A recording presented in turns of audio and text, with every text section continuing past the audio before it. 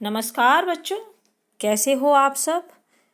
मैं समझती हूँ आप सभी स्वस्थ होंगे। बच्चों, हम पढ़ रहे हैं पाठ 5 मिठाई वाला। इस पाठ के लेखक हैं भगवती प्रसाद वाजपेयी।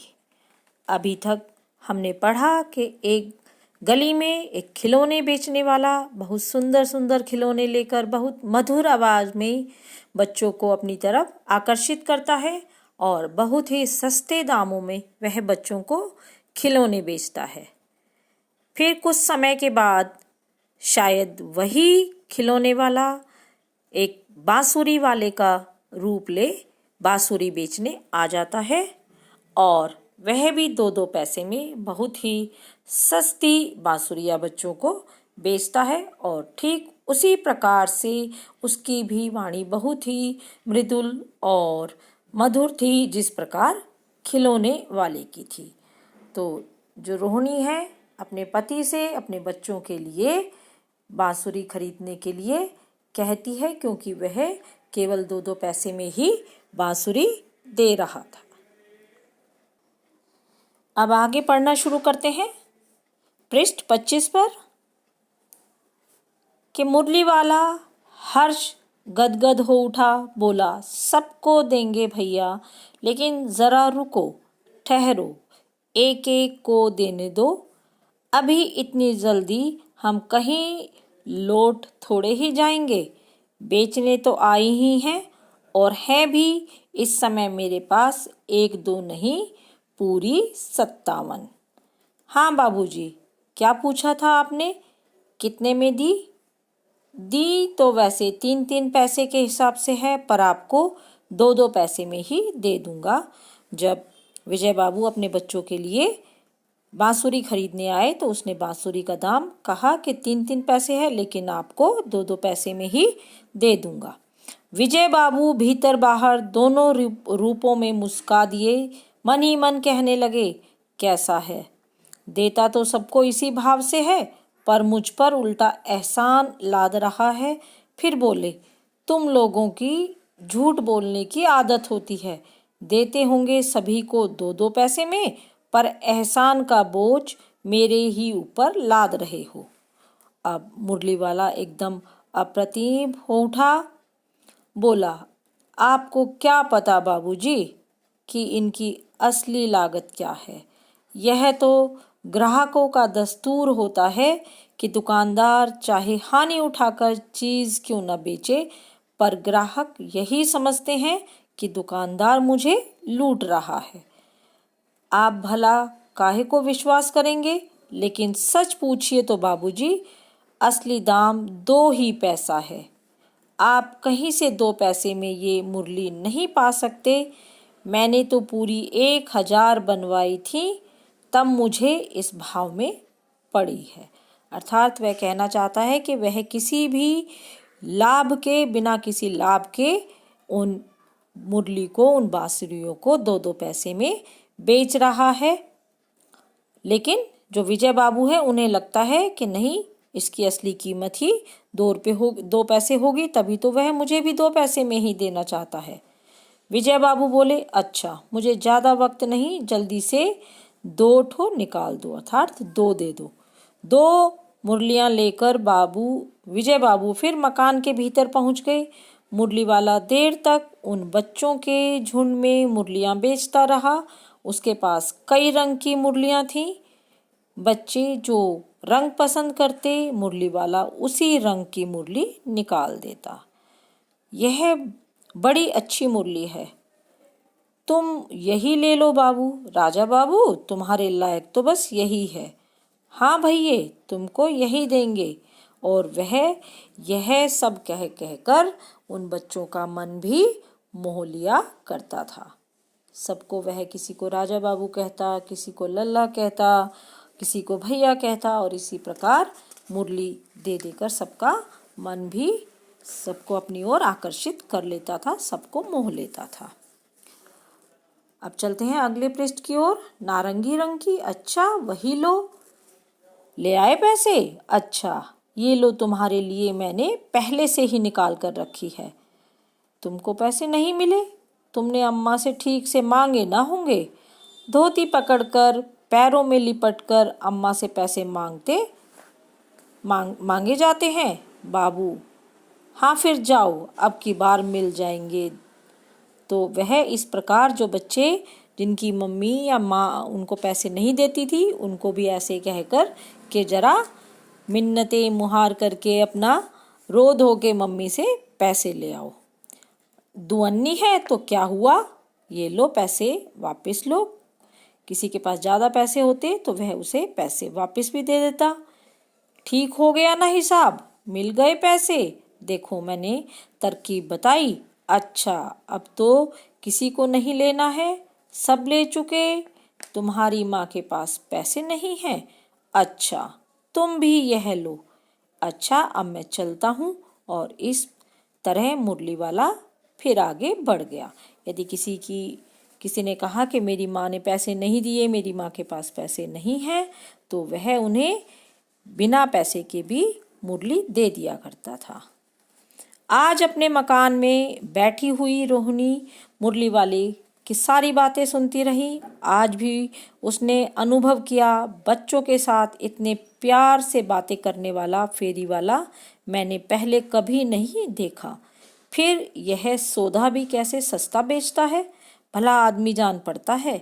समय की बात है जो बेचारा इस तरह मारा मारा फिरता है, पेट जो ना कराए सो तोड़ा। इसी समय मुरली वाले का क्षीण स्वर दूसरी निकट की गली में सुनाई पड़ा, बच्चों को बहलाने वाला मुरलिया वाला। और उसके गाने को सुनकर रोहिणी मन ही मन कहने लगी, और स्वर कैसा मीठा है इसका। बहुत दिनों तक रोहिणी को मुरली वाले का वह मीठा स्वर और उसकी बच्चों के प्रति वे स्नेहसिक्त बातें याद आती रही। महीने के महीने आए और चले गए, फिर मुरली वाला न आया और धीरे धीरे उसकी जो स्मृति थी अर्थात जो याद थी वह भी क्षीण हो गई, कमज़ोर हो गई, अर्थात वह उस मुरली वाले को लगभग भूल ही गई। अब चलते हैं भाग 4 की ओर, और वह है 8 मास के बाद के लगभग 8 महीनों के बाद। सर्दी के दिन थे। रोहिणी स्नान करके मकान की छत पे चढ़कर आजानुलंबित केश राशि सुखा रही थी, अर्थात अपने बालों को सुखा रही थी। इस समय नीचे की गली में सुनाई पड़ा, बच्चों को बहलाने वाला मिठाई वाला। अब फिर से मधुर स्वर में कोई बच्चों के लिए मिठाइयाँ बेचने आया था। तो मिठाई वाले का स्वर उसके लिए परिचित था। झट से रोहिणी नीचे उतर आई। उस समय उसके पति मकान में नहीं थे। हाँ, उनकी वृद्धा दादी थी। रोहिणी उनके निकट आकर बोली, दादी चुन्नू मुन्नू के लिए मिठाई लेनी है, ज़रा कमरे में चलकर ठहराओ।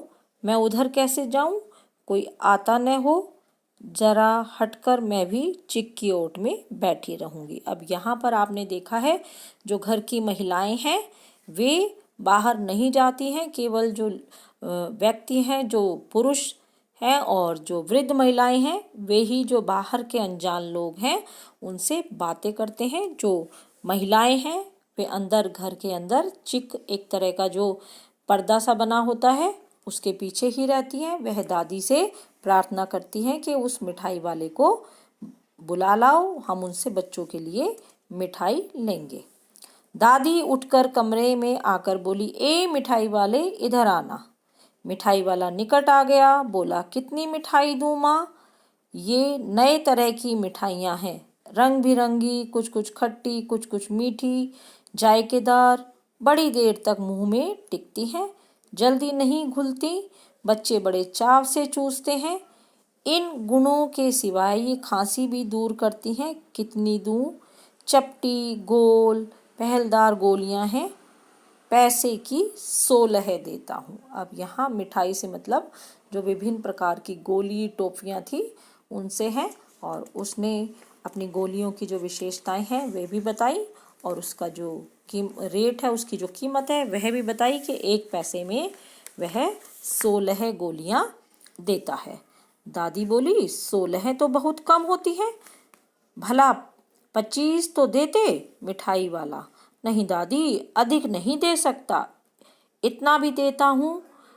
यह अब मैं तुम्हें खैर मैं अधिक न दे सकूंगा। उसने कहा ऐसे मानो ये कहना चाह रहा हो कि जो 16 दे रहा हूँ यह भी बहुत अधिक है। रोहिणी दादी के पास ही थी, बोली दादी फिर भी काफी सस्ता दे रहा है, 4 पैसे की ले लो, यह पैसे रहे। मिठाई वाला मिठाइयाँ गिनने लगा कि तो 4 की दे दो, अच्छा 25 नहीं सही 20 ही दो। अरे हाँ, मैं बूढ़ी हुई, मोल भाव अब मुझे ज्यादा करना आता भी नहीं।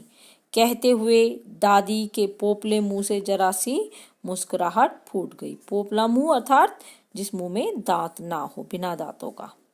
रोहिणी ने दादी से कहा दादी इससे पूछो तुम इस शहर में और कभी भी आए थे या पहली बार आए हो? यहाँ के निवासी तो तुम नहीं लगते, क्योंकि उसे लगता था कि यह जो मिठाई वाला है वही खिलौने वाला और बांसुरी वाला भी वही था। दादी ने इस कथन को दोहराने की चेष्टा की ही थी कि मिठाई वाले ने उत्तर दिया पहली बार नहीं, और भी कई बार आ चुका हूँ। रोहिणी चिक की आड़ से ही बोली पहले यही मिठाई बेचते हुए आए थे या कोई और चीज लेकर? मिठाई वाला हर्ष, संशय और विस्मय आदि भावों में डूबकर बोला इससे पहले मुरली लेकर आया था और उससे भी पहले खिलौने वाला। अब रोहिणी ने सोचा कि हाँ, मैं सही ही सोच रही थी, जो उसका अनुमान था बिल्कुल ठीक निकला। अब तो वह उससे और भी कुछ बातें पूछने के लिए अस्थिर हो उठी। वह बोली इन व्यवसायों से भला तुम्हें क्या मिलता होगा, क्योंकि वह जानती थी कि यह बहुत सस्ते में ही सामान बेचता है।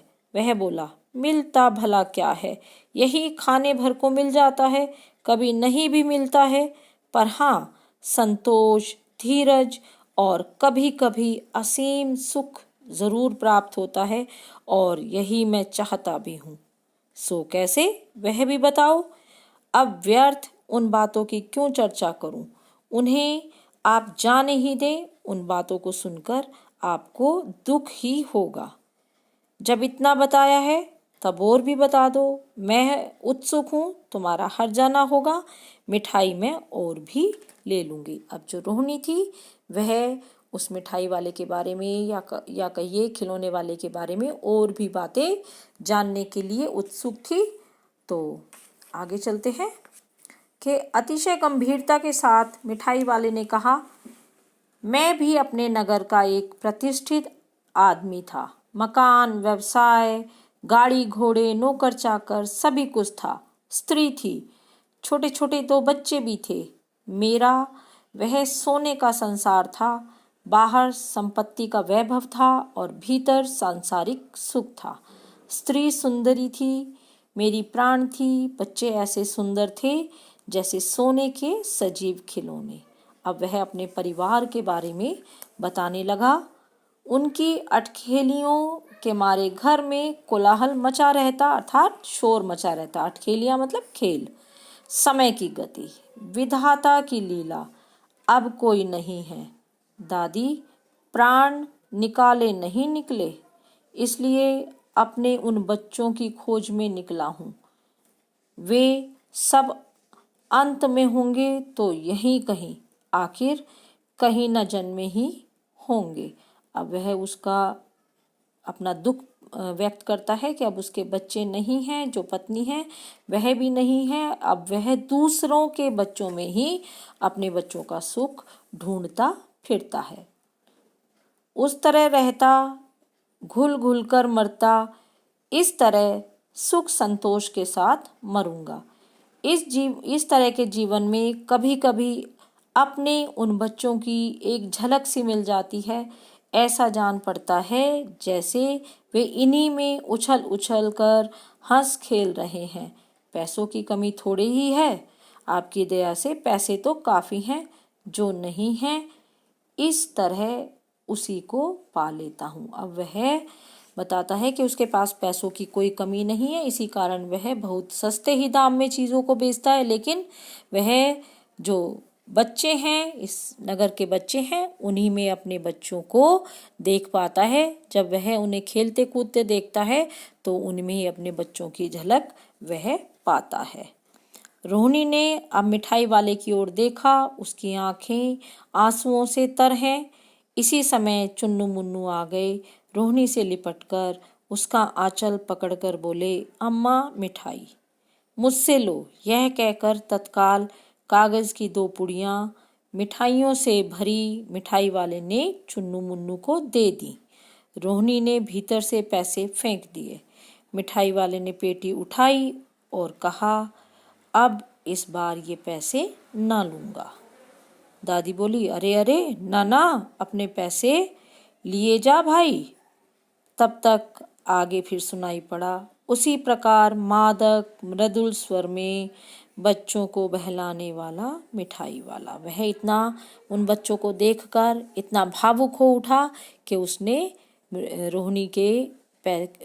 रोहिणी से पैसे भी नहीं लिए। वह केवल मिठाई देकर दोनों बच्चों को, चुन्नू मुन्नू को, और वहाँ से चला गया, क्योंकि उसे चुन्नू मुन्नू को देखकर अपने बच्चों की याद आ गई होगी। तो बच्चों, यह तो था पाठ 5। आज के लिए बस इतना ही। धन्यवाद। शुभ दिन।